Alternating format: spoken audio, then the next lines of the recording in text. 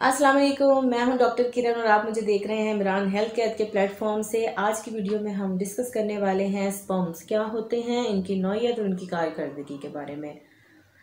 Sperms मर्द के जिस्म से खारिज, मर्द की मनी से खारिज होने वाले छोटे छोटे से कीड़े होते हैं जो मुबाशरत के दौरान औरत के इंदाम नहानी में दाखिल होकर अफजाइश नस्ल का सबब बनते हैं। ये तादाद में बहुत ज़्यादा होते हैं, लेकिन औरत के अंदर सिर्फ एक या दो ही जा पाते हैं।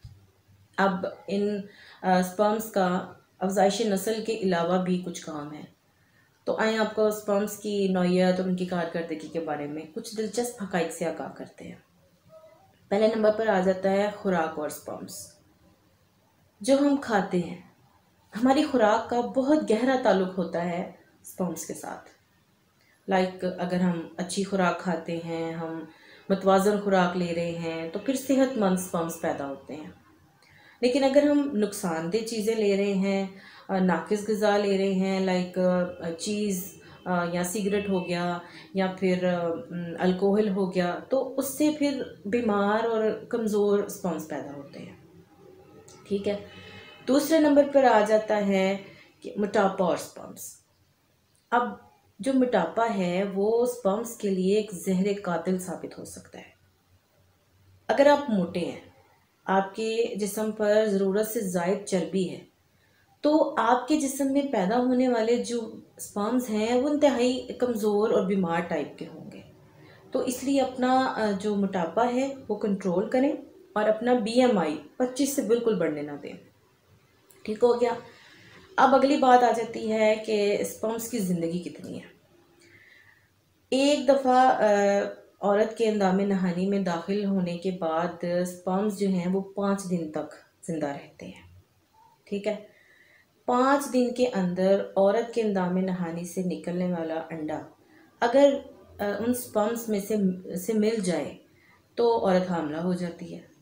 लेकिन अगर ऐसा नहीं होता तो इस सूरत में स्पर्म्स मर जाते हैं और औरत के इंदाम नहानी से खारिज हो जाते हैं। फिर अगली बात आ जाती है कि स्पर्म्स की तादाद कितनी है। एक दफ़ा के इखराज मनी से जो है वो 20 करोड़ स्पर्म्स का इखराज होता है और ये इतने छोटे होते हैं कि ये दूरबीन से देखे जा सकते हैं, वैसे देखे ही नहीं जा सकते। लेकिन इनका जो ताल्लुक़ है वो मर्द की सेहत से भी होता है। ठीक हो गया। अब आगे बात जी इसमें उनके जिन्स, स्पर्म्स की जिन्स। अब स्पर्म्स की भी जिन्स होती है। औरत के अंदर X स्पर्म्स होते हैं, सिर्फ X ही होते हैं, और मर्द के अंदर X और Y 2 स्पर्म्स होते हैं। ठीक है।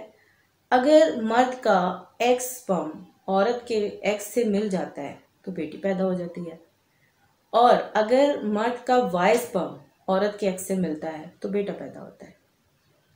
बहुत शुक्रिया। आज की वीडियो में इतना ही। मज़ीद बीमारियों के बारे में जानने के लिए, किसी भी किस्म की इंफॉर्मेशन के लिए स्क्रीन पर दिए गए नंबर पर ज़रूर रब्ता कीजिए। चैनल को सब्सक्राइब करना मत भूलिएगा, क्योंकि ऐसी इंफॉर्मेटिव वीडियोस हम डेली अपलोड करते हैं जो कि आपके लिए बहुत यूज़फुल होंगी। तो अपना बहुत ख्याल रखिएगा, दुआ में ज़रूर याद रखिएगा।